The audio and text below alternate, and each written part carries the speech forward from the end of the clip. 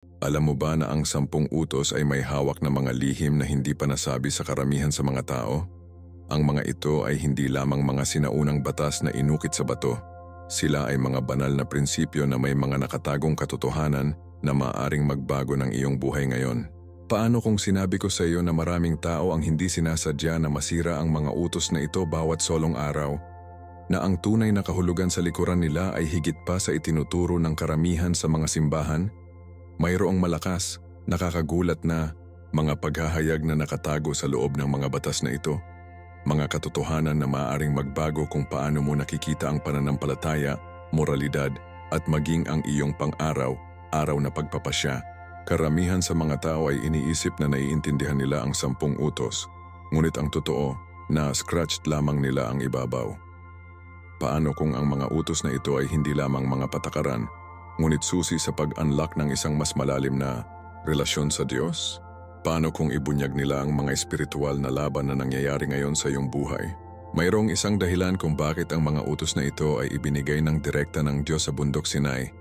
Dahil hawak nila ang pundasyon ng banal na hustisya, walang hanggang karunungan, at ang mismong istruktura ng isang matuwid na buhay. At, gayunpaman, napakaraming hindi napansin ang kanilang tunay na kapangyarihan. Bago tayo magsimula, nais kong malaman, tinanong mo ba kung talagang sinusundan mo ba ang mga utos ng Diyos sa paraang inilaan niya? Maaari kang magulat sa kung ano ang malapit naming alisan ng takip.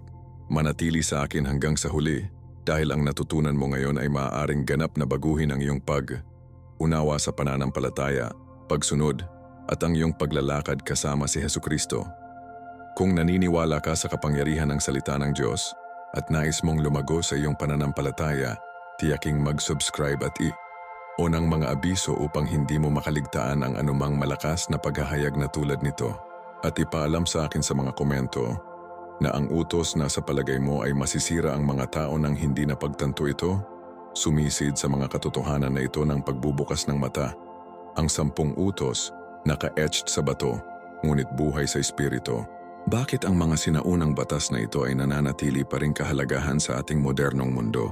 Ang ilan ay nakikita ang mga ito bilang lipas na mga panuntunan sa relihiyon, ngunit sa katotohanan, sila ay isang banal na code ng moral na idinisenyo upang gabayan ang sangkatauhan. Pag-isipan ito, nang walang isang pundasyon ng katuwiran, ang lipunan ay gumuho sa kaguluhan.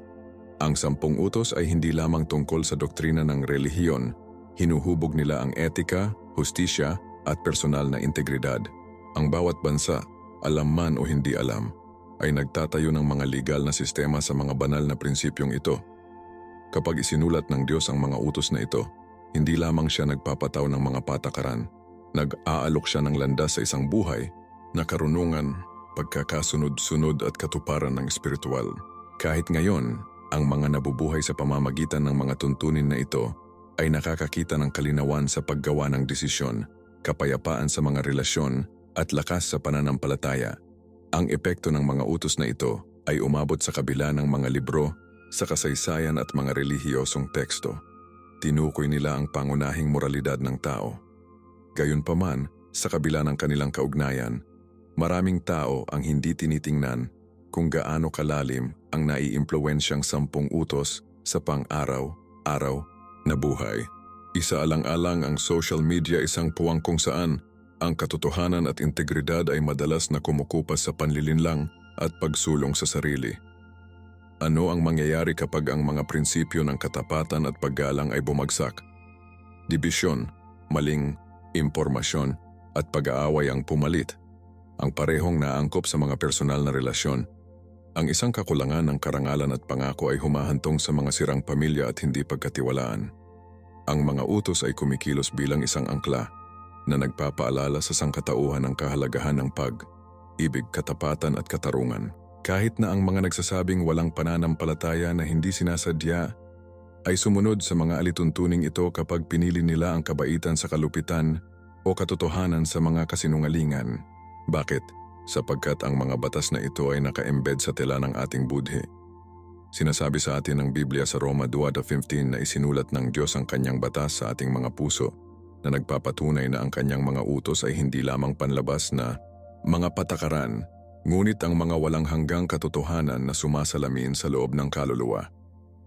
Pag-isipan ng sistema ng hustisya, ang mga konsepto tulad ng huwag magnakaw o huwag magpatotoo ng maling testigo ay bumubuo ng pundasyon ng mga legal na balangkas sa mga kultura. Kung wala ang mga prinsipyong ito, gumuho ang pagiging patas. Ngunit lumampas ito sa legalidad lamang. Ang mga utos ay nagtuturo ng paggalang, hindi lamang para sa mga batas, kundi para sa dignidad ng tao mismo. Isipin ang isang mundo kung saan walang pinarangalan ang kanilang mga pangako, kung saan ang katapatan ay hindi nauugnay, at kung saan ang kasakiman ay namuno sa kabutihang palad. Parang kaguluhan, hindi ba? Iyon ang dahilan kung bakit ang 10 utos ay nananatiling kailangan. Itinuturo nila sa amin na ang katuwiran ay hindi lamang tungkol sa pag-iwas sa parusa, tungkol sa pamumuhay na nakahanay sa disenyo ng Diyos para sa isang makatarungan at mahabagin na mundo. Pinalakas ni Jesus ang katotohanan ito sa Mateo 22:37-40 nang ibagsak niya ang batas. Mahalin ang Diyos higit sa lahat at mahalin ang iyong kapwa tulad ng iyong sarili. Ang mga utos ay tumuturo patungo sa mas mataas na pagtawag na ito, na hinihimok tayo na mabuhay ng may layunin, hindi lamang sa obligasyon. Ang nakakagulat pa ay kung paano ang mga utos na ito ay lumampas sa oras, kultura at mga sistema ng paniniwala. Mula sa sinaunang Israel hanggang sa mga modernong lungsod, nananatili ang kanilang epekto. Isaalang-alang kung paano pinarangalan ng mga magulang ang mga malalakas na pamilya, o kung paano ang pag-obserba ng pahinga tulad ng prinsipyo ng Sabbath mga proteksyon laban sa burnout sa isang mabilis na mundo. Kahit na ang mga sekular na paggalaw ng kagalingan ay binibigyang diin ang pangangailangan ng pahinga, pasasalamat at etikal na pamumuhay, mga katotohanan na embed sa banal na kasulatan sa loob ng maraming siglo. Hindi ito sinasadya. Ito ay banal na karunungan sa trabaho. Ang mga utos ng Diyos ay hindi shackles ngunit susi sa kalayaan, na ipinapakita sa amin kung paano mabuhay ng lubusan habang nananatiling nakahanay sa kanyang kalooban. Ang pagsunod sa mga ito ay hindi tungkol sa bulag na pagsunod. Ito ay tungkol sa pagyakap sa isang buhay ng kapayapaan, layunin at banal na pabor. Ang bawat pagpipilian na ginagawa natin, maging sa negosyo, pagkakaibigan, o pang-araw-araw na gawain, ay sumasalamin sa ating pagsunod o pag-alis mula sa mga alituntunin ng mga Diyos. Kaya bakit maraming tao ang hindi pinapansin ang mga utos na ito ngayon? Ang ilan ay naniniwala na sila ay hindi nauugnay, gayunpaman ang mga kahihinatnan ng hindi papansin sa kanila ay maliwanag sa lahat ng dako, nasira na relasyon, kawalan ng katarungan, pagkabulok ng moral. Maaaring magbago ang mundo, ngunit ang katotohanan ng Diyos ay hindi. Sa Hebreo 3:8 nakasulat ito, si Hesukristo ay pareho kahapon, ngayon at magpakailanman. Nangangahulugan ito na ang kanyang mga prinsipyo ay hindi nagbabago. Ang 10 utos ay higit pa sa mga sinaunang teksto. Ang mga ito ay banal na tagubilin para sa isang umunlad na buhay. Ang tanong ay hindi kung mahalaga pa ba sila. Ang totoong tanong ay, handa ba tayong mabuhay sa kanila? Ang 10 utos ay hindi lumalabas sa wala kahit saan. Ibinigay sila sa isang sandali ng banal na paghahayag, sa gitna ng isa sa pinakamalakas na kaganapan sa kasaysayan ng Biblia. Larawan ito. Ang mga Israelita bagong napalaya mula sa mga siglo ng pagkaalipin ng Egypt na nakatayo sa paanan ng bundok Sinai. Ang kulog ay umuungol, kidlat ng kidlat, at isang makapal na ulap ay bumababa habang ang tinig ng Diyos ay nagsasalita. Hindi ito ordinaryong mensahe. Ito ay isang tipan, isang sagradong kasunduan sa pagitan ng Diyos at ng kanyang napiling tao. Ngunit bakit kailangan nila ang mga batas na ito nang mapilit? Matapos ang mga henerasyon ng pang-aapi na wala ang kanilang moral na kumpas na sumisipsip sa mga tiwaling kasanayan ng Egypt. Kailangan nila ng isang banal na pag-reset, isang pundasyon upang mabuo ang kanilang bagong pagkakakilanlan bilang isang banal na bansa. Ang mga utos ay hindi lamang mga patakaran. Sila ay isang pagpapahayag kung sino ang sinadya nilang maging isang tao na nakahiwalay para sa layunin ng Diyos. Si Moises, ang itinalagang pinuno, ay umakyat sa bundok na natanggap ang batas ng direkta mula sa Diyos. Isipin ang bigat ng responsibilidad na iyon. Ang mismong mga salita ng makapangyarihang nakasulat sa mga tablet na bato ay nangangahulugang gabayan ang isang buong bansa. Ngunit narito kung ano ang hindi napapansin. Ang mga Israelita ay hindi lamang binigyan ng mga batas. Binigyan sila ng isang banal na roadmap sa kalayaan. Ang tunay na pagpapalaya ay hindi lamang tungkol sa pagtakas ng mga pisikal na kadena, tungkol ito sa paglaya mula sa kasalanan, katiwalian at pagkabulag sa espiritual. Iyon mismo ang inaalok ng Diyos. Kahit ngayon, marami ang naghahanap ng kalayaan ngunit nananatiling inalipin sa mapanirang gawi, makamundong pagnanasa o kaguluhan sa loob. Tulad ng ibinigay ng Diyos ang mga Israelita ng isang moral na pundasyon, nag-aalok siya ng pareho sa atin sa pamamagitan ng kanyang salita. Kung wala ito, ang mga tao ay nag-drift, gumagawa ng mga pagpipilian batay sa mga personal na hangarin kaysa sa banal na katotohanan. Babala ng Kawikaan 14:12, may isang paraan na tila tama sa isang tao, ngunit ang wakas nito ay ang paraan ng kamatayan. Isaalang-alang kung paano ito nalalapat ngayon. Patuloy na muling tukuyin ng lipunan ang moralidad na nagtutulak sa mga hangganan ng kung ano ang tama at mali. Ngunit dahil lamang ang mundo ay nagbabago, ang mga pamantayan nito ay hindi nangangahulugang ginagawa ng Diyos. Ang 10 utos ay nananatiling isang rock-solid na pundasyon na hindi naapektuhan ng mga usos sa kultura. Tumingin sa paligid, kapag tinanggihan ng mga tao ang mga banal na prinsipyong ito, sumusunod ang kaguluhan. Ang mga pamilya ay naghiwalay, ang katapatan ay nagiging opsyonal, at ang hustisya ay baluktot. Ang mga Israelita ay nangangailangan ng gabay at ganun din tayo. Ang mga batas ng Diyos ay hindi kailanman inilaan upang higpitan. Sila ay dinisenyo upang maprotektahan, upang mapanatili ang kanyang mga tao na mahulog sa parehong mga siklo ng pagkawasak na kanilang nasaksihan sa Egypt. Kahit na pinalakas ni Jesus ang kahalagahan ng mga utos ng Diyos, na nagsasabi sa Mateo 5:17, "Hindi ako napunta upang puksain sila ngunit upang matupad ang mga ito." Nangangahulugan ito na ang mga katotohanang ito ay may kapangyarihan pa rin. Ang pag-igting sa kanila ay humahantong lamang sa pagbagsak.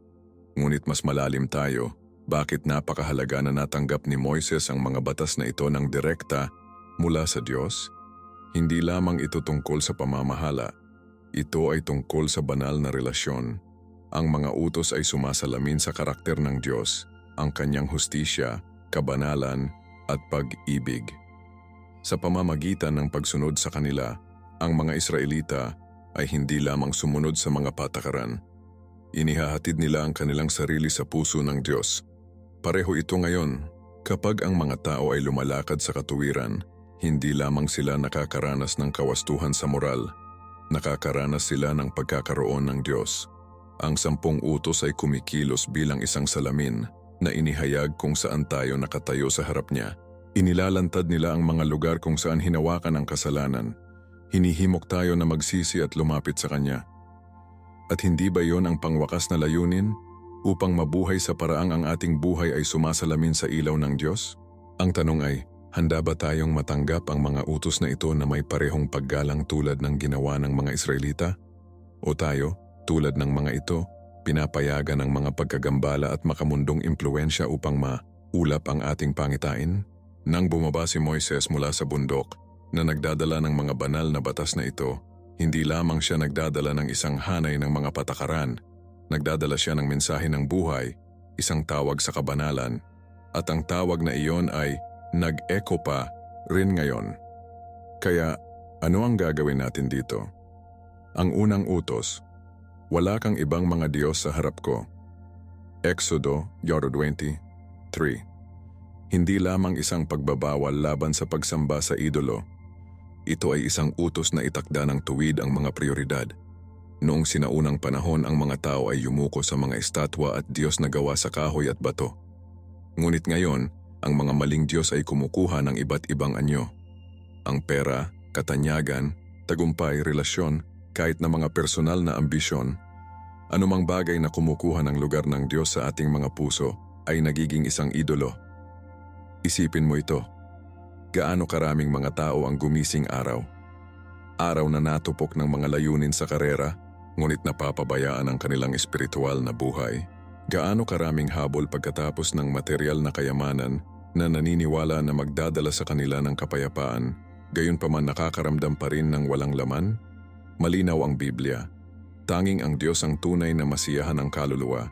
Sinabi ni Jesus sa Mateo 6:33, "Hanapin muna ang kaharian ng Diyos at ang kanyang katuwiran, at ang lahat ng mga bagay na ito ay idadagdag sa iyo." Kapag inuuna ng mga tao ang Diyos, ang lahat ay nahuhulog sa lugar. Ngunit maging totoo, mas madaling sabihin ito kaysa sa tapos na.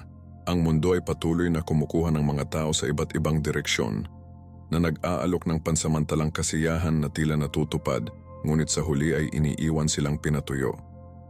Ito ang dahilan kung bakit ginawa ito ng Diyos ang unang utos. Nagtatakda ito ng pundasyon para sa lahat. Kung nahahati ang ating mga puso, kung maghatid tayo ng maraming masters, hindi tayo makakaranas ng totoong kapayapaan sa espiritu. Nagbabala mismo si Jesus sa Mateo 6:24. Walang maaring maglingkod ng dalawang masters. Alinman ay mapuot ka sa isa at mahalin ang iba, o ikaw ay itinalaga sa isa at hamakin ang isa pa. Ang mga Israelita ay nagpupumilit dito. Madalas silang lumingon sa mga maling Diyos, naghahanap ng kapangyarihan at kasaganaan upang harapin lamang ang pagkawasak, ang parehong nangyayari ngayon. Sa tuwing may isang tao na nakataas ang isang bagay sa itaas ng Diyos, tagumpay man, relasyon o personal, na pagnanasa lumakad sila sa isang landas na lumayo sa kanyang harapan. Gawin itong personal. Nahuli mo na ba ang iyong sarili na nahuhumaling sa isang bagay? Ang iyong karera, isang relasyon tagumpay sa pananalapi, upang mapagtanto na ito ay kumonsumo ng iyong mga saloobin, iyong damdamin, at maging ang iyong pakiramdam ng pagkakakilanlan? Ito ay kung paano gumagana ang mga idolo. Ipinangako nila ang katuparan ngunit hinihingi ang higit pa sa ibinibigay nila. Bago mo malaman ito, nagsasakripisyo ka ng oras sa Diyos, pagpapabaya sa panalangin, o pagbibigay, katwiran sa mga kompromiso na hindi mo karaniwang gagawin. Ang unang utos ay ang paraan ng Diyos na sabihin, "Huwag hayaan ang anumang palitan ako sa iyong buhay." Alam niya na kapag inilagay siya ng mga tao ang lahat ay nakahanay, iyon ay hindi upang sabihin ang mga pakikibaka ay nawawala, ngunit ang pananampalataya ay naging angkla na nagpapanatili sa kanila ng mga bagyo sa buhay. Sa Deuteronomio 6:5, utos ng Diyos, "Mahalin ang Panginoon mong Diyos ng buong puso at sa buong kaluluwa mo at sa buong lakas." Pansinin na hindi niya sinasabi ang ilan ng iyong puso, nais niya ang lahat. Ang utos na ito ay naglalantad din ng mga nakatagong idolo na hindi alam ng mga tao na kontrolin ang kanilang mga puso. Ang social media, libangan, personal na mga nagawa. Wala sa mga ito ay masama sa kanilang sarili. Ngunit kapag kumonsumo sila ng higit na pansin kaysa sa Diyos, nagiging mga espiritual na pagkagambala. Tumingin sa mayamang batang pinuno sa Marcos 10:17-22. Sinundan niya ang mga utos ngunit hindi niya pakawalan ang kanyang kayamanan upang sundin si Jesus. Bakit? Sapagkat ang kanyang mga pag-aari ay naging kanyang Diyos. Ang malungkot na katotohanan ay, marami ngayon ang nagkakamali. Naniniwala sila sa Diyos ngunit nabubuhay na parang may iba pa. Iyon ang dahilan kung bakit ang utos na ito ay isang tawag sa pagsusuri sa sarili. Ano ang sumasakop sa iyong mga saloobin? Ano ang nagtutulak sa iyong mga desisyon? Kung ang sagot ay iba pa kaysa sa Diyos, maaring oras na upang realign ang iyong mga prioridad. Kaya, ano ang ibig sabihin ng walang ibang mga Diyos sa harap niya? Tungkol ito sa debosyon. Ito ay tungkol sa paggawa ng Diyos na ganap na sentro ng buhay. Hindi lamang isang tao na tinatawag natin kapag nagkamali ang mga bagay, ngunit ang hinahanap natin araw-araw. Nangangahulugan ito na magtiwala sa Kanya higit sa lahat, maging sa pananalapi, relasyon, o mga plano sa hinaharap. Kapag ang mga tao ay tunay na yumakap sa utos na ito, tumitigil sila sa pamumuhay sa takot sapagkat alam nila na ang kanilang seguridad ay hindi nagmumula sa mga makamundong bagay, ngunit mula sa Diyos mismo.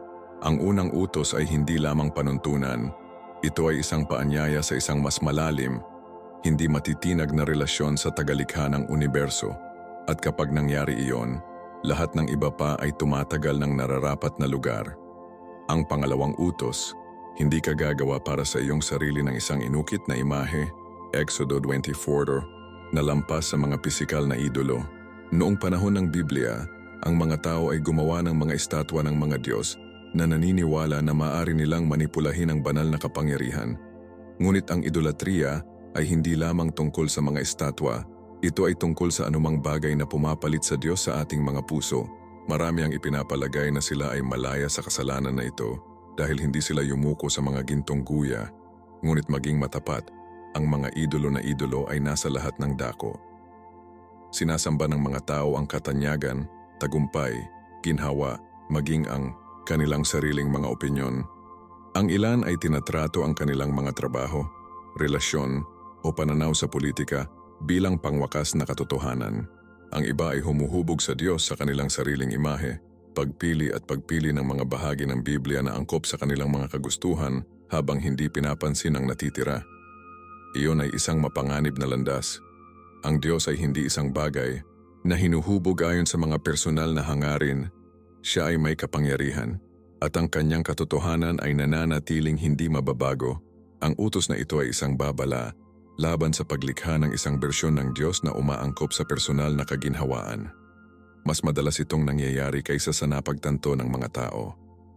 Isipin ito, gaano karaming beses na narinig mo ang isang tao na nagsabi, "Ang aking Diyos ay hindi kailanman huhusgahan ang sinuman," o "Sinusunod ko lang ang mga bahagi ng Biblia na may katuturan sa akin." Iyon ang idolatriya. Sa halip na sumamba sa totoong Diyos, sumasamba sila sa isang bersyon ng Kanya na nakahanay sa kanilang pamumuhay. Ginawa ito ng mga Israelita nang gawin nila ang gintong guya sa Exodo 32. Hindi nila inisip na tinanggihan nila ang Diyos. Gusto lang nila ng isang nakikitang representasyon sa Kanya. Ngunit galit na galit ang Diyos dahil naibalik nila ang Kanyang imahe sa isang bagay na maaari nilang kontrolin. Nangyayari pa rin ito ngayon. Sa tuwing may isang tao na nag-aalsa ng katotohanan ng Diyos upang magkasya sa mga personal na hangarin, hindi sila naiiba sa mga taong yumuko bago ang mga maling idolo sa nakaraan. Ang panganib ng idolatriya ay lumilikha ito ng isang maling kahulugan ng seguridad. Naniniwala ang mga tao na sinusundan nila ang Diyos, ngunit sa katotohanan, sinusunod nila ang isang Diyos na kanilang sariling paggawa, ang isa na hindi kailanman nagkukumbinsi, hindi kailanman hamon, at palaging sumasang ayon sa kanila. Ngunit ang tunay na Diyos ay banal, at ang kanyang salita ay hindi nagbabago upang mapaunlakan ang mga kagustuhan ng tao. Sinabi ng Deuteronomio 4:21, "Sapagkat ang Panginoong iyong Diyos ay isang nag-aapoy na apoy, isang nagseselos na Diyos." Ang paninibugho na ito ay hindi tulad ng paninibugho ng tao. Ito ay isang matuwid na kahilingan para sa eksklusibong debosyon. Bakit? Sapagkat ang anumang bagay na kumukuha ng lugar ng Diyos sa buhay ng isang tao ay sa huli ay mabibigo sila. Tumatakbo ang pera, masira ang mga relasyon, nawawala ang tagumpay, ngunit nananatili ang Diyos. Iyon ang dahilan kung bakit iniutos niya ang kanyang mga tao na sambahin siya tulad ng tunay na siya, hindi tulad ng gusto nila. Ang idolatry ay hindi lamang isang panlabas na kilos.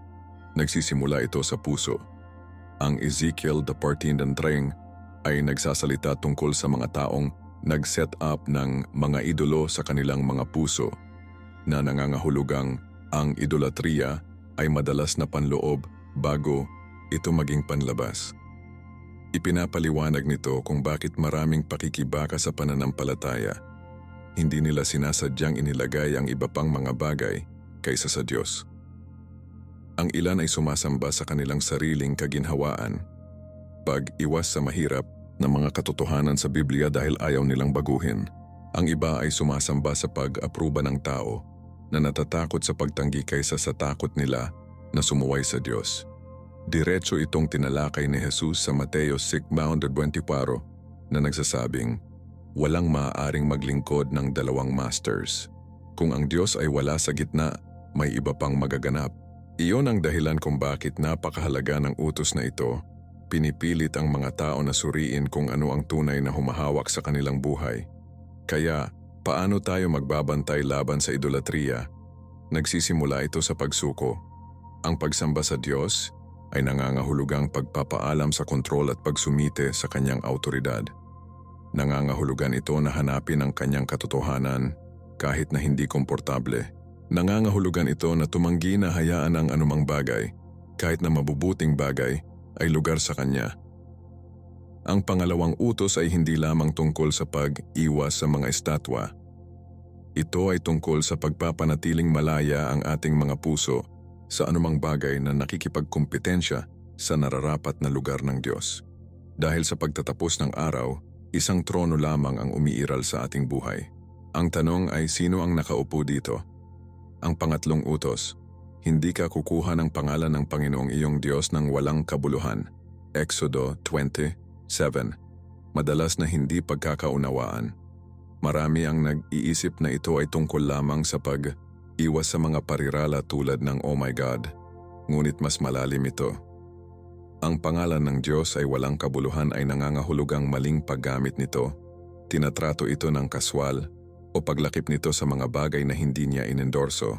Tungkol ito sa paggalang, pagkilala na ang pangalan ng Diyos ay nagdadala ng kapangyarihan, awtoridad at kabanalan. Sa mga panahon ng Biblia, ang mga pangalan ay hindi lamang mga label. Kinakatawan nila ang karakter at pagkakakilanlan. Iyon ang dahilan kung bakit sagrado ang pangalan ng Diyos. Kapag ang isang tao ay walang pag-iingat na hinihimok ang kanyang pangalan ng walang paggalang, hinuhubaran nila ito ng timbang. Pag-isipan ito, gaano karaming mga tao ang nagsasabing, sundin ang Diyos ngunit gamitin ang kanyang pangalan upang bigyang katwiran ang kanilang personal na mga agenda.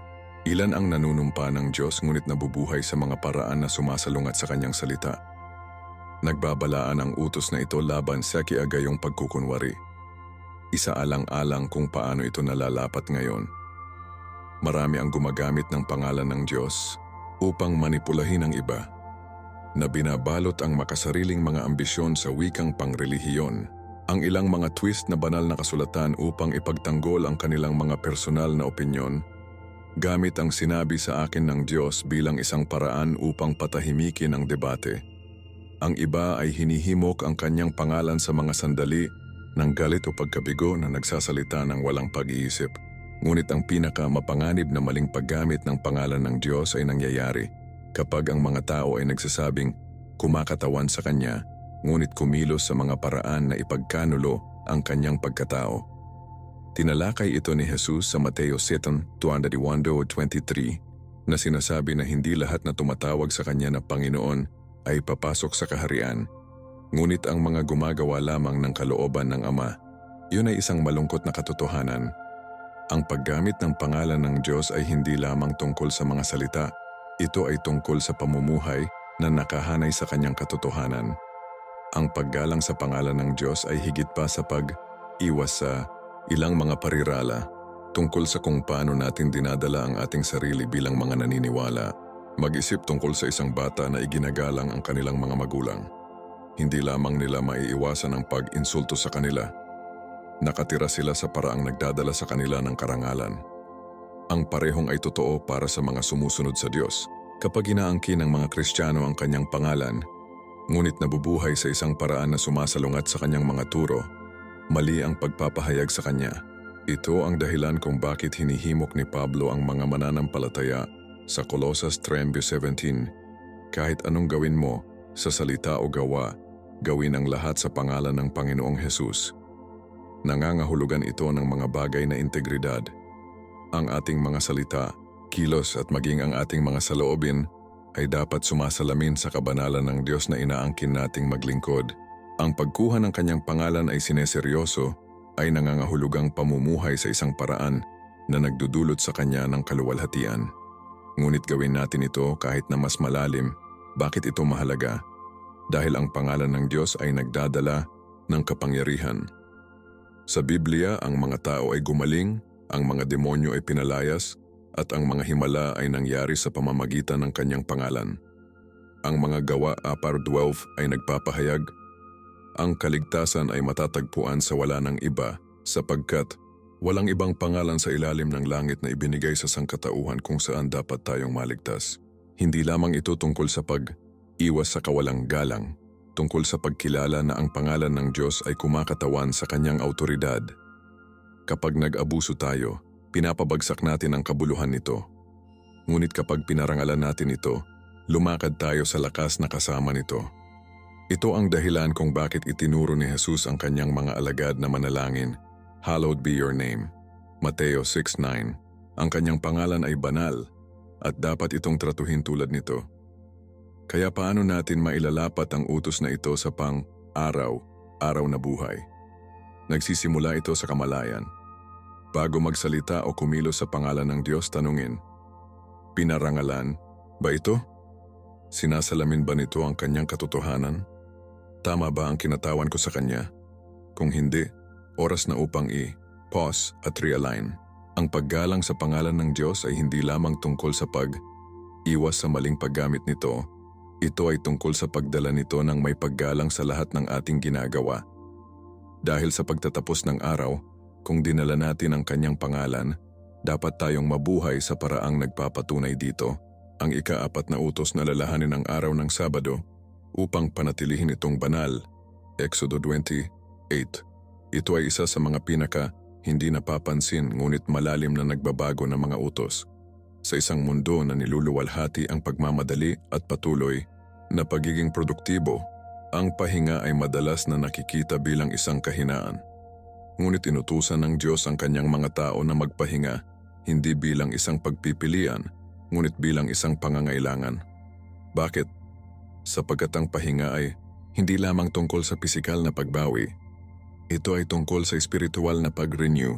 Ang Sabat ay isang banal na paanyaya na lumayo sa kaguluhan upang ipos sumasalamin at makipag-ugnay muli sa Diyos.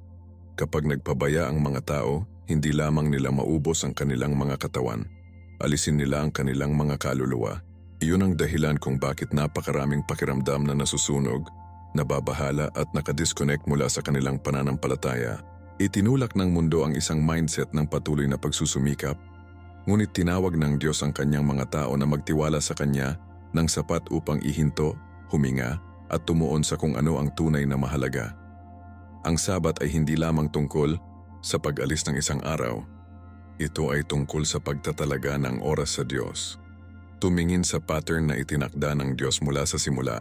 Sa Genesis 2:2-3, pagkatapos ng paglikha ng mundo, ang Diyos mismo ay nagpahinga. Hindi dahil siya ay pagod, ngunit upang magtatag ng isang ritmo ng trabaho at pagsamba. Kinumpirma ito ni Jesus nang sinabi niya, "Ang Sabat ay ginawa para sa tao, hindi tao para sa Sabat." Marcos 2:27. Hindi ito sinadya upang maging isang mahigpit na panuntunan, ngunit isang regalo. Isang pagkakataon na matukoy sa presensya ng Diyos. Gayunpaman, marami ang tinatrato ito bilang opsyonal. Pinupuno ang kanilang mga schedule na may walang katapusang mga gawain at nagtataka kung bakit sa tingin nila ay walang laman ang espiritual.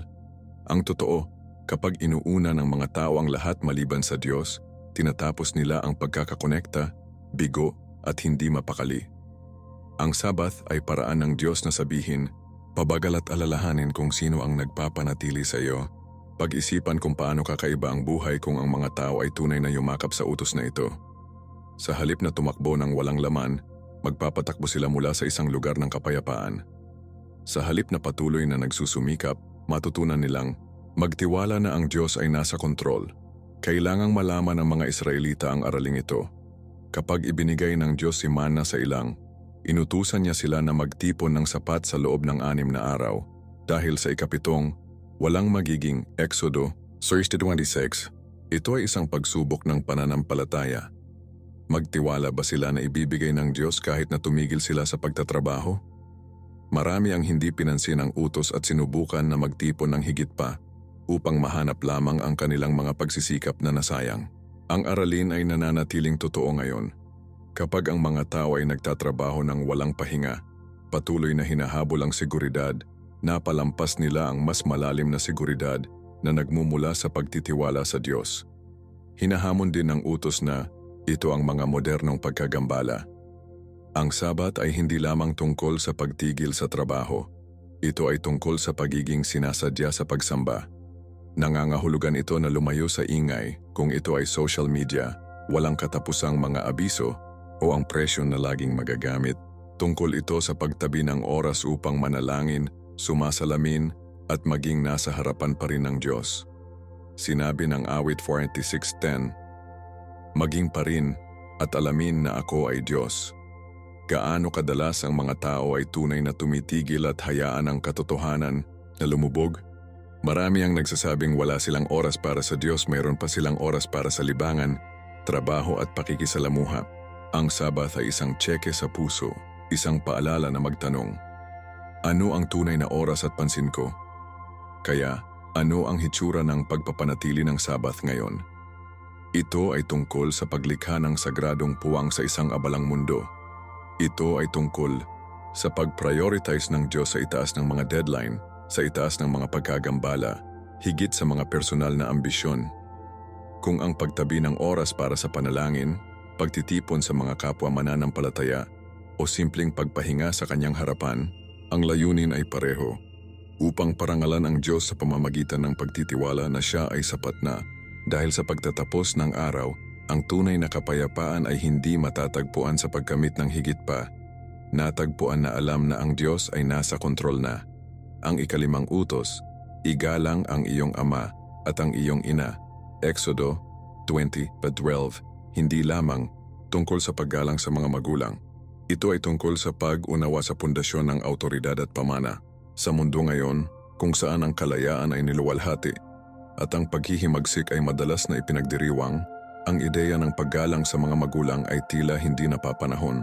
Ngunit ang utos na ito ay malalim na nakatali sa disenyo ng Diyos para sa pamilya, lipunan at espiritual na mana.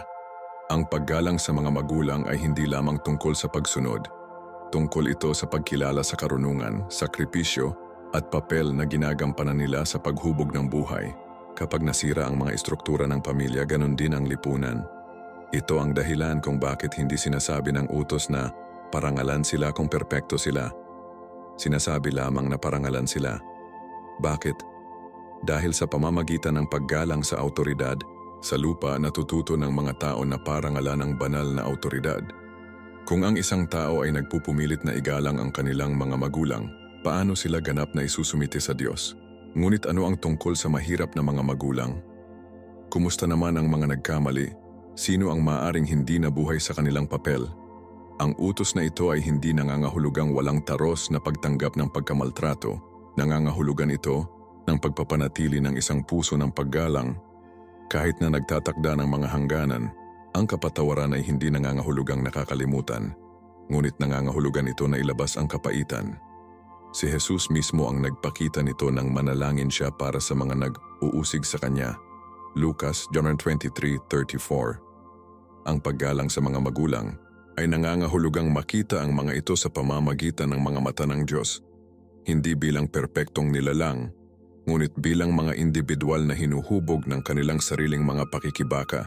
Ito ay tungkol sa pagpili ng biyaya sa sama ng loob, pag-unawa na kahit na ang mga taong may kamalian ay maaaring maging mga sisidlan ng karunungan. Ang ilan ay maaaring magkaroon ng wala o mapang abuso ng mga magulang, ngunit ang utos ay nananatiling karangalan.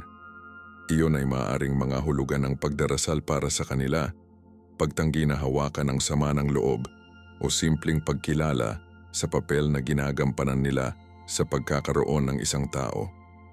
Mayroong isang mas malalim na espiritual na katotohanan. Dito, ang pagpapalit ng mga magulang ay hindi lamang tungkol sa nakaraan. Ito ay tungkol sa pag-secure ng mga pagpapala para sa hinaharap. Ito ang unang utos na may pangako, na ang iyong mga araw ay maaaring mahaba sa lupain na ibinibigay sa iyo ng Panginoon na Diyos mo. Mga taga-Efeso, Kan 2:3. Ang Diyos ay nakatali sa karangalan sa kahabaan ng buhay at katatagan. Bakit? Sapagkat ang isang lipunan na nagtataguyod ng paggalang sa mga halaga ng pamilya ay nagtatagumpay, habang ang isa na tumanggi sa kanila ay gumuho. Tumingin sa kasaysayan, mga bansa na hindi pinansin ang unit ng pamilya ay madalas na nahulog sa pagkabulok ng moral at panlipunan.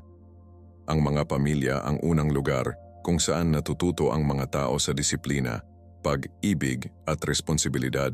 Kapag mahina ang mga pundasyong iyon, ang mga individual ay nakikibaka sa pagkakakilanlan, relasyon at layunin. Ito ang dahilan kung bakit inilagay ng Diyos ang mataas na kahalagahan sa utos na ito. Hindi lamang ito tungkol sa mga individual. Tungkol ito sa lakas ng buong henerasyon. Ngunit ang paggalang sa mga magulang ay sumasalamin din sa isang bagay na mas malaki. ang ating kaugnayan sa Diyos bilang ating Ama. Maraming pakikibaka sa pananampalataya sapagkat ang kanilang pananaw sa Diyos ay hinuhubog ng kanilang mga magulang sa lupa.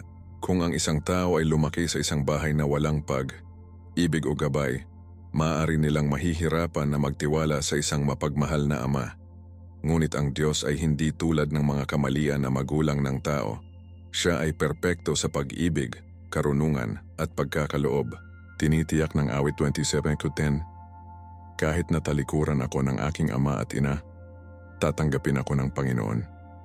Nangangahulugan ito na kahit na ang isang tao ay hindi tumanggap ng pag-ibig na kailangan nila mula sa kanilang mga magulang, wala sila ng walang ama. Pumasok ang Diyos, pinupuno ang mga gaps, pagpapanumbalik kung ano ang nasira at nagtuturo kung ano ang hitsura ng totoong pag-ibig. Kaya paano natin mailalapat ang utos na ito ngayon?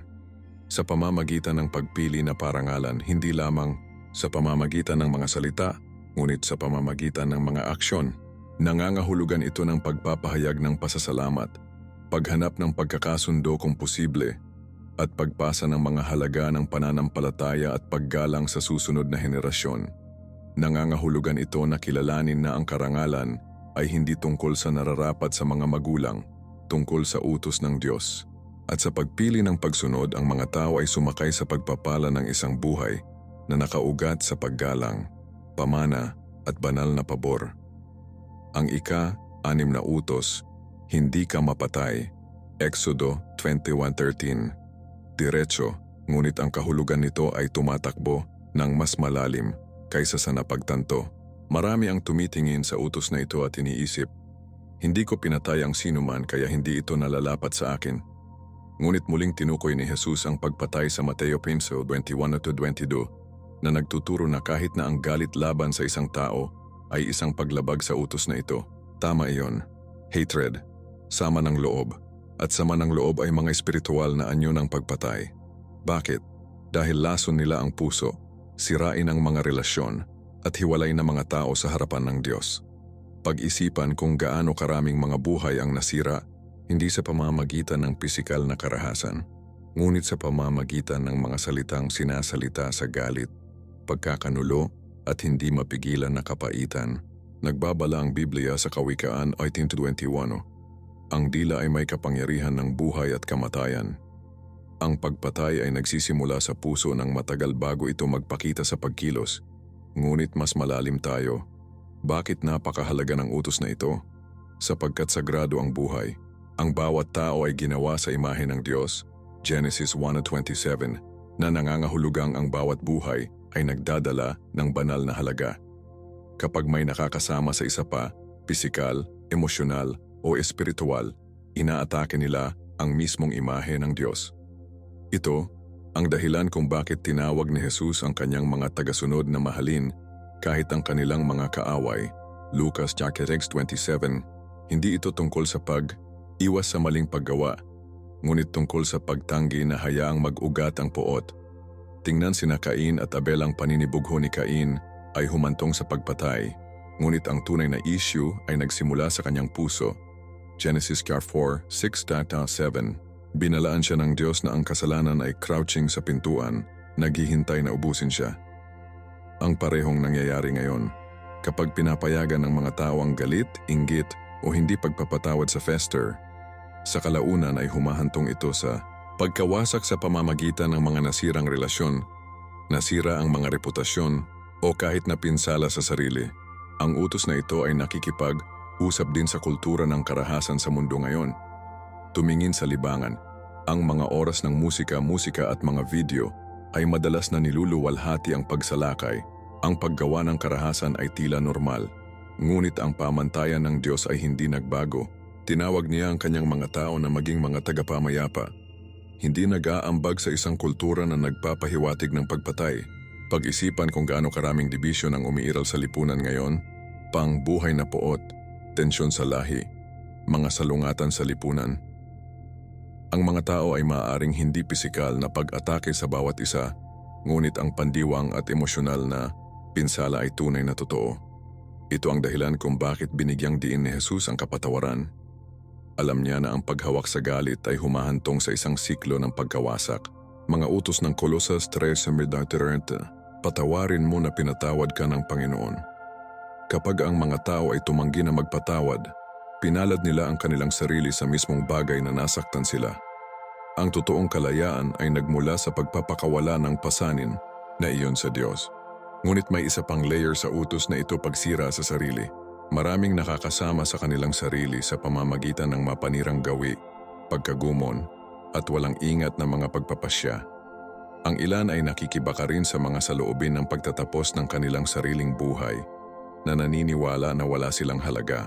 Ngunit ang salita ng Diyos ay nagsabi kung hindi man.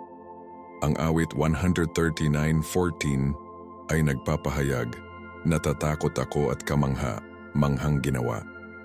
Ang kaaway ay naglalayong kumbinsihin ang mga tao na ang kanilang buhay ay walang halaga. Ngunit iyon ay isang kasinungalingan. Ang bawat buhay ay may isang banal na layunin at walang sino man ang lampas sa pagtubos. Kung naramdaman mo na walang halaga, alamin ito, nakikita ka ng Diyos, mahal ka at may plano para sa iyo.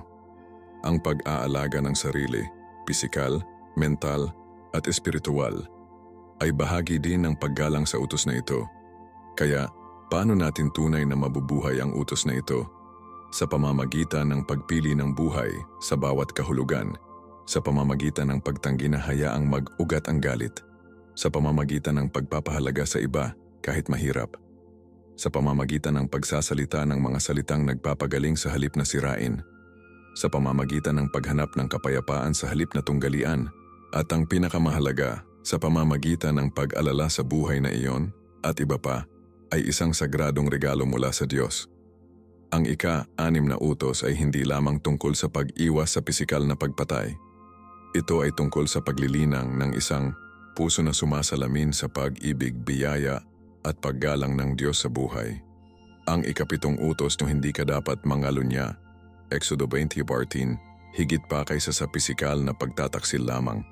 Ang pangangalunya ay nagsisimula sa puso, matagal na, bago ito magpakita sa pagkilos. Malinaw na ito ni Jesus sa Mateo 27:28 na nagtuturo na kahit na ang pagtingin sa isang taong may pagnanasa ay nakikipagtalik sa puso. Bakit? Dahil ang kasalanan ay nagsisimula sa loob. Ang mga saloobin ay nagiging mga kagustuhan, ang mga pagnanasa ay nagiging mga aksyon, at ang mga kilos ay nagdudulot ng pagkawasak. Ang mundo ay madalas na nagpapababa ng pagtataksil, tinatrato ito bilang isang pagkakamali o kahit na isang anyo ng pagpapahayag ng sarili. Ngunit iba ang nakikita ng Diyos. Ang pag-aasawa ay isang sagradong tipan, isang salamin ng pag-ibig ni Kristo sa simbahan, Efeso 5:25. Ang paglabag sa tipan na iyon ay hindi lamang nasisira ang mga relasyon. Pinipigilan nito ang espiritual na simbolo ng katapatan sa pagitan ng Diyos at ng kanyang bayan. Ngunit gawin natin itong mas malalim. Bakit napakahalaga sa Diyos? Sapagkat siya mismo ay tapat. Sa buong banal na kasulatan, inilarawan ng Diyos ang kanyang kaugnayan sa kanyang mga tao bilang isang kasal. Nang lumingon ang Israel sa mga maling Diyos, tinawag niya itong espiritual na pangangalunya. Jeremias 3:8-9. Ang parehong prinsipyo ay nalalapat ngayon. Sa tuwing may isang tao na prioritize ang anumang higit sa kanilang kaugnayan sa Diyos, gumawa sila ng espiritual na pagtataksil. Ang utos na ito ay hindi lamang tungkol sa pag-aasawa, ito ay tungkol sa katapatan sa lahat ng mga lugar ng buhay. Ang isang puso na gumagala mula sa mga pangako nito, maging sa isang asawa, sa Diyos, o sa personal na integridad, ay isang puso na mahina sa pagkawasak. Ito ang dahilan kung bakit pinabalaan ang Kawikaan 4:23, higit sa lahat, bantayan ang iyong puso para sa lahat ng iyong ginagawa na dumadaloy mula rito. Ang pangangalunya ay hindi mangyayari bigla. Nagsisimula ito sa maliit na kompromiso. Nagsisimula ito kapag pinapayagan ng isang tao ang kanilang isip na tumira sa mga bagay na hindi nila dapat, kapag pinatutunayan nila ang hindi naaangkop ng mga pag-uusap, kapag inaliw nila ang mga pantasya sa halip na isara ito. Iyon ang dahilan kung bakit nanawagan si Jesus para sa radikal na pagkilos na nagsasabing, kung ang iyong kanang mata ay nagiging sanhi ng natitisod, ilabas ito. Mateo 5:29. Siyempre, Hindi siya nagsasalita ng literal, ngunit binibigyang diin na ang anumang bagay na humahantong sa kasalanan ay dapat alisin. Ang labanan para sa kadalisayan ay nanalo sa isip bago ito makarating sa katawan. Marami ang nag-isip na sila ay sapat na malakas upang pigilan ang tukso, ngunit nabigo dahil hindi sila nagtatakda ng mga hangganan. Si Joseph sa Genesis 39 ay isang perpektong halimbawa. Kapag nahaharap sa tukso, hindi siya nakikipag-ayos, tumakbo siya. Iyon ang antas ng pagkadali na kinakailangan upang manatiling tapat. Hinahamon din ng utos na ito ang paraan ng paggamot sa modernong lipunan sa sexualidad. Ang mundo ay nag-normalize ng promiscuity na tinatawag itong kalayaan, ngunit ang katotohanan ay humahantong ito sa pagkaalipin, ang mga nasirang pag-aasawa, nabasag na tiwala, emosyonal na mga scars, ay palaging may mga kahihinatnan. Ang kaaway ay nag-aalis ng pagnanais na nagiging isang bagay na nilikha para sa lapit sa isang tool para sa pagkawasak. Ngunit ang disenyo ng Diyos para sa pag-ibig at pangako ay maganda. Ang Hebreo 3:1 ay nagpapahayag, ang pag-aasawa ay dapat igagalang ng lahat at ang kamanang kasal ay pinananatiling dalisay. Kapag iginagalang ng mga tao ang katotohanan na ito, nakakaranas sila ng mga ugnayan na binuo sa tiwala, seguridad at banal na pagpapala. Ang katapatan ay hindi lamang tungkol sa pag-iwas sa kasalanan, tungkol sa paglilinang ng isang pag-ibig na sumasalamin sa hindi nagbabago na debosyon ng Diyos. Kaya paano natin mabubuhay ang utos na ito ngayon? Nagsisimula ito sa disiplina, ang pagbabantay sa puso, pagkontrol ng mga saloobin, pagtatakda ng mga hangganan, at pagtakas mula sa anumang bagay na nagbabanta sa kadalisayan. Nangangahulugan ito na unahin ang katapatan hindi lamang sa pag-aasawa, kundi sa lahat ng mga lugar ng buhay. Pagiging matapat sa Diyos sa mga pangako sa integridad, dahil sa huli ang kadalisayan ay hindi lamang tungkol sa pag-iwas sa kasalanan, tungkol sa pagpili ng isang buhay na pinarangalan ng Diyos, sumasalamin sa kanyang pag-ibig at naglalakad sa kalayaan ng kanyang katotohanan. Ang 8 utos, hindi ka magnanakaw, Exodo 1:9, hindi lamang tungkol sa pagkuha ng hindi kabilang sa iyo. Ito ay tungkol sa integridad, tiwala, at kung paano natin pinangangasiwaan ang mga pagpapala na ipinagkatiwala sa atin ng Diyos. Marami ang nag-iisip na ang pagnanakaw ay limitado sa pagnanakaw o pandaraya, ngunit mas malalim ito. Nakakuha ka na ba ng kredito para sa trabaho ng ibang tao? Nasayang ang oras sa iyong trabaho habang binabayaran? Pinigil ang isang bagay na maaari mong ibigay, pera, kaalaman o kabaitan. Ang lahat ng ito ay nahuhulog sa ilalim ng prinsipyo ng pagnanakaw. Tinatawag ng Diyos ang kanyang bayan na maging matapat at responsableng katiwala sa mayroon sila. Kapag ang isang tao ay nagnanakaw, hindi lamang sila kumukuha mula sa iba, kumikilos sila mula sa kawalan ng tiwala sa pagkakaloob ng Diyos. Sa halip na umasa sa Kanya, naghahanap sila ng mga shortcut madalas sa gastos ng iba. Ngunit may isa pang panig sa utos na ito, pagnanakaw sa espiritual. Tanong ni Malakay 3:8. Ang isang tao ba ay magnanakaw sa Diyos? Ganito mo ako ninakawan. Paano? Sa pamamagitan ng pagpigil sa mga ikapo at handog. Marami ang nasisiyahan sa mga pagpapala ng Diyos, ngunit nabigo na parangalan siya sa kanilang mga mapagkukunan. Lahat ng mayroon tayo, oras, talento, pananalapi, ay nagbubuklod sa Diyos. Kapag pinipigilan natin kung ano ang dapat ibigay, maging sa simbahan, ang nangangailangan, o sa paglilingkod sa iba, nagnanakaw tayo mula sa kanyang kaharian. Binigyang diin ni Jesus ang kabutihang loob na nagtuturo na mas mapalad na ibigay kaysa matanggap, Gawa 20:35. Ang pagnanakaw ay hindi lamang tungkol sa pagkuha, ito rin ay tungkol sa pagtanggi na ibigay kapag tinawag tayo ng Diyos. Ang kasakiman at pagiging makasarili ay mapanganib tulad ng pagnanakaw dahil inihayag nila ang isang puso na ayaw magtiwala sa pagkakaloob ng Diyos. Hinahamon din ng utos na ito ang paraan ng pag-iisip ng mga tao tungkol sa tagumpay. Sa mundo ngayon, maraming mga pinutol na sulok, linlangin, o manipulahin upang magpatuloy. Ngunit ang masamang pakinabang ay hindi kailanman tumatagal.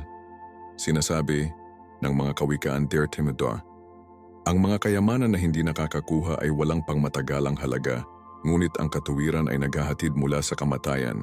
Ang mga humahabol sa kayamanan ay hindi tapat ay maaaring magtagumpay sa isang panahon, ngunit sa huli, gumuho ito. Ang totoong kasaganaan ay nagmula sa paglalakad sa integridad. Tumingin kay Zacchaeus noong Lucas 19, siya ay isang maniningil, nang buwis na ninakaw mula sa marami. Ngunit nang makatagpo niya si Jesus, hindi lamang siya nagsisisi sa mga salita, kumilos siya, ibinalik niya ang kanyang ninakaw at mapagbigay. Iyon ang marka ng tunay na pagbabagong anyo, kapag ang puso ng isang tao ay lumipat mula sa pagkuha sa pagbibigay. Nalalapat din ang pagnanakaw sa mga pagkakataon. Gaano kadalas pinipigilan ng mga tao ang iba sa paninibugho? Sabotage ang tagumpay ng isang tao dahil sa kawalan ng kapanatagan. Kapag hinaharangan ng isang tao ang paglaki ng isa pa sa makasariling ambisyon, nagnanakaw sila ng isang bagay na inilaan ng Diyos na pagpalain ang taong iyon. Babala ng James 3:16, para sa kung saan mayroon kang inggit at makasariling ambisyon, doon ka nakakakita ng karamdaman at bawat masasamang kasanayan. Ang espiritu sa likod ng pagnanakaw ay hindi lamang tungkol sa pera, ito ay tungkol sa kasakiman, katapatan, at isang pag-iisip na pinahahalagahan ang katuwiran sa sarili. Ngunit kapag pinagkakatiwalaan ng mga tao ang Diyos bilang kanilang tagapagbigay ng serbisyo, hindi nila kailangang magnakaw. Malaya silang nagbibigay. Alam na ang Diyos ay nagbibigay ng bawat pangangailangan, Filipos 4:19. Kaya, paano natin mabubuhay ang utos na ito? Sa pamamagitan ng pagpili ng katapatan sa bawat lugar, mga finances, trabaho, relasyon, at pananampalataya, sa pamamagitan ng pagtanggi na ikat ang mga sulok, manipulahin o pigilan kung ano ang pag-aari ng iba, sa pamamagitan ng pagtitiwala na ibinibigay ng Diyos at nawalang tagumpay na nakakuha ng hindi tapat, ay nagkakahalaga ng gastos ng espiritual na kompromiso. Ang integridad ay hindi lamang tungkol sa paggawa ng tama kapag ang iba ay nanonood. Ito ay tungkol sa pamumuhay sa paraang pinarangalan ang Diyos sa lahat ng oras. Dahil sa huli, walang nagnanakaw na tunay na pagpalain, ngunit ang lahat na ibinigay sa katuwiran ay dumarami sa ilalim ng kamay ng Diyos. Ang ikasyam na utos na hindi ka dapat magpatotoo laban sa iyong kapwa, Exodus 20:16, hindi lamang tungkol sa pagsisinungaling. Ito ay tungkol sa katotohanan, integridad, at ang kapangyarihan ng mga salita. Ang mga salita ay maaaring bumuo o sirain, pagalingin o sugat, magdala ng hustisya o maging sanhi ng kawalan ng katarungan. Sa mga panahon ng Biblia, ang maling patotoo ay maaaring magastos sa isang tao ng kanilang buhay, reputasyon o mana. Ngayon, ang prinsipyo ay nananatiling pareho. Gaano kadalas ang mga tao ay nag-twist ng mga katotohanan, pinalalaki ang mga kwento, o kumakalat ng maling impormasyon para sa personal na pakinabang? Pinalakas ng social media ang isyong ito, false na mga akusasyon, nakaliligaw na mga salaysay, at ang mga kalahating katotohanan ay kumalat tulad ng wildfire, sumisira sa buhay sa proseso. Babala ng Kawikaan 18:21, ang dila ay may kapangyarihan ng buhay at kamatayan. Nangangahulugan ito na ang bawat salitang sinasalita ay nagdadala ng timbang. Tinawag ng Diyos ang kanyang bayan na maging mahilig sa katotohanan, hindi nag-aambag sa panlilinlang. Ngunit gawin natin itong mas malalim. Ang pananakit ng maling saksi ay hindi lamang tungkol sa mga kasinungalingan. Kasama dito ang tsismis, paninirang, puri, at pagmamanipula.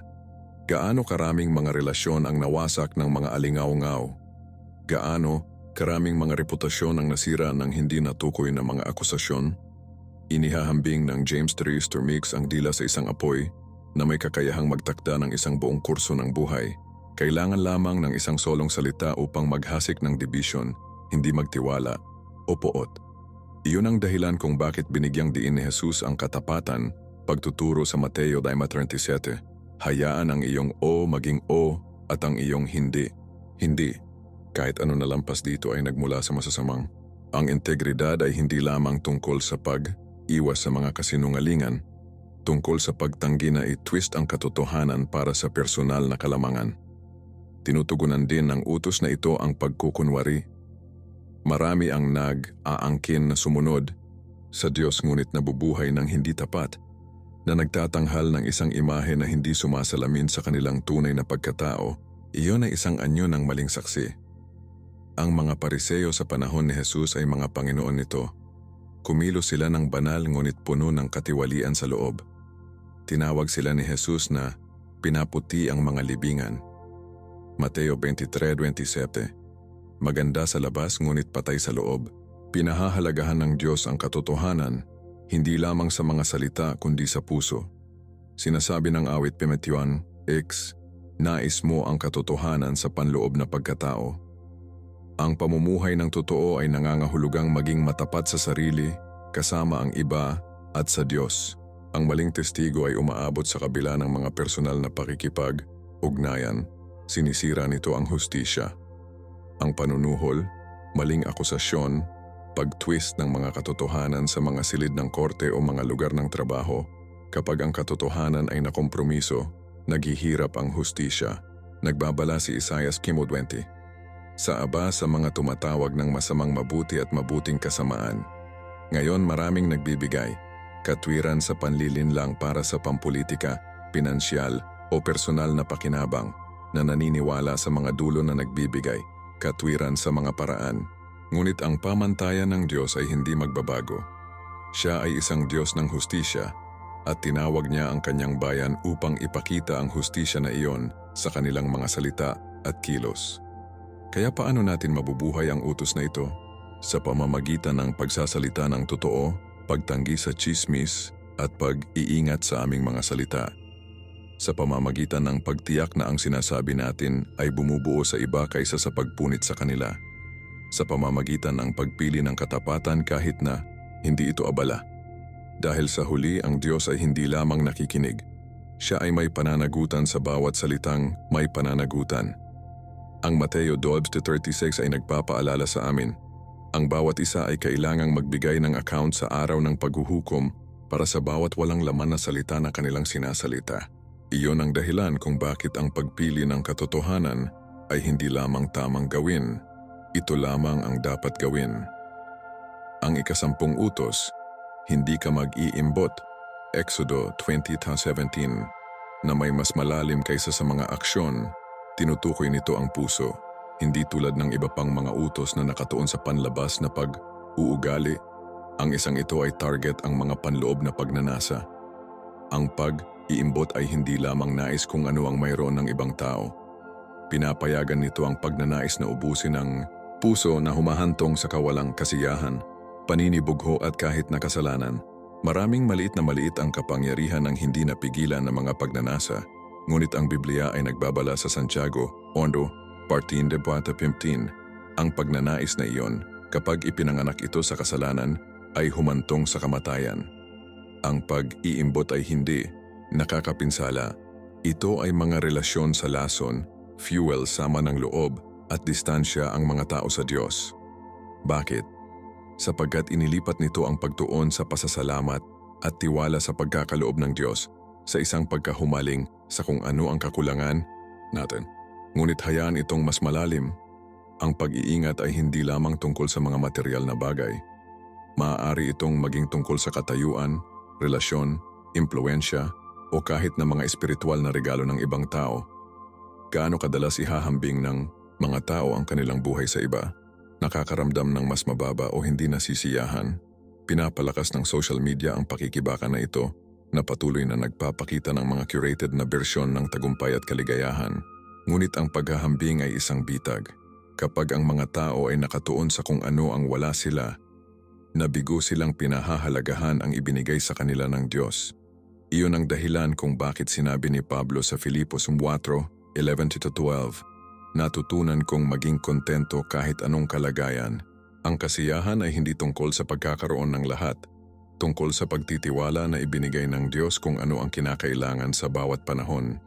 Inihayag din ng coveting ang isang mas malalim na espiritual na issue, hindi mapagkakatiwalaan sa plano ng Diyos. Kapag ang isang tao ay naiinggit sa mga pagpapala ng ibang tao, mahalagang pinag-uusapan nila ang karunungan ng Diyos na naniniwala na pinigil niya ang isang bagay na mabuti sa kanila.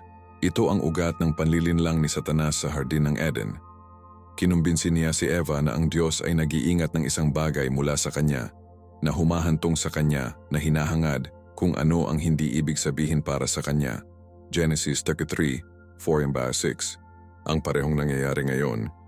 Hinahabol ng mga tao ang mga bagay sa labas ng tiyempo o disenyo ng Diyos, na naniniwala na kailangan nila silang matupad. Ngunit ang katuparan ay hindi kailanman nagmula sa mga pag-ari katayuan o pag-apruba ng tao. Nagmula ito sa paglalakad alinsunod sa kalooban ng Diyos. Ang utos na ito ay nagtatampok din ng kahalagahan ng pasasalamat. Ang antidote sa coveting ay thanksgiving. Ang mga taga-Tesalonica 5:18 ay nag-uutos, magpasalamat sa lahat ng mga kalagayan, sapagkat ito ang kalooban ng Diyos para sa iyo kay Kristo Jesus. Kapag nililinang ng mga tao ang pasasalamat, ang kanilang focus ay lumilipat mula sa kung ano ang kulang sa kung ano ang mayroon sila. Sa halip na magalit ang mga pagpapala ng iba, ipinagdiriwang nila sila. Sa halip na habulin ang higit pa, nagpapahinga sila sa katiyakan na sapat ang pagkakaloob ng Diyos.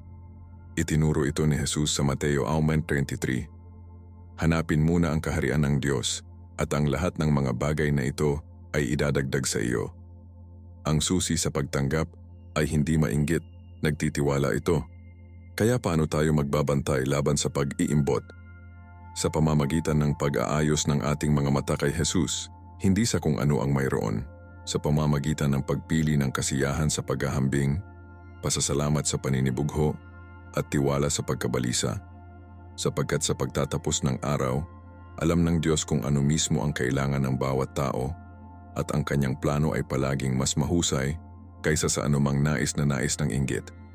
Ang totoong kapayapaan ay hindi matatagpuan sa pagkuha ng kung ano ang mayroon ng iba.